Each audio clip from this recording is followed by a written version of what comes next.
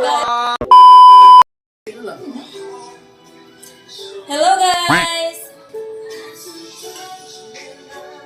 Tingnan mo. Kina. Hello guys, maayong gabi.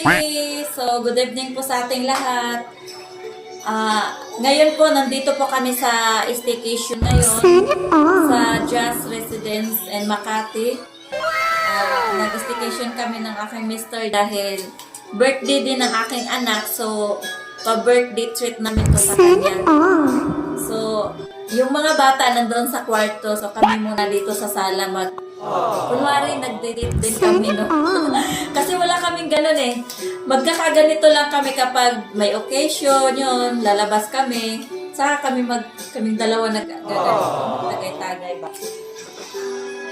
And, ayun, tikman na natin, guys.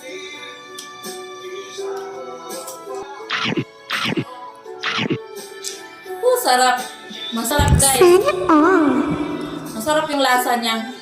Siyempre guys, alam nyo kasi, sa hindi nakakaalam, no? Yung mister ko, sobrang tutok sa pagkakayod, trabaho, yung pamamalingke.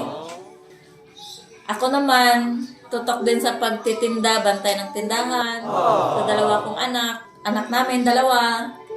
So, minsan masarap din talaga guys na mag-relax, no? Maganito, kahit minsan lang.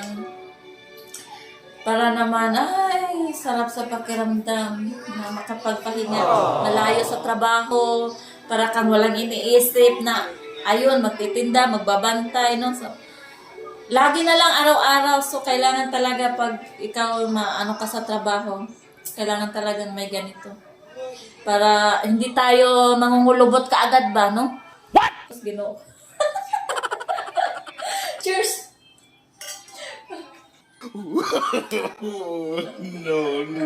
No.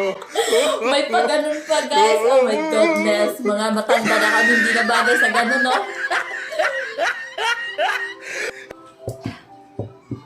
Nga pala guys, yung iniinom namin ay ano siya, Nobelino Sparkling Strawberry. So ito yung una namin ininom doon sa Azure Urban noong nag-staycation din kami doon. So ngayon, ito din ang binili namin ulit. Kasi nagustuhan namin yung lasa niya ba. Ano kasi siya, matamis. At saka, kita nyo guys, oh. Ano siya? Zero alcohol. So, hindi kasi kami mahilig sa mga alcohol talaga. Mabilis kami malasing. Kaya, ito talaga guys. Sarap niya. So, ayun guys, ito po yung mga ano namin, no? Pulutan. And then, sa mister ko naman ito, may apple. So, alam niyo na guys, pag uminit ng katawan, wala na, tulog na. Iba iniisip niyo, matulog na kami. Maaga pa bukas. Huwag kayong ano.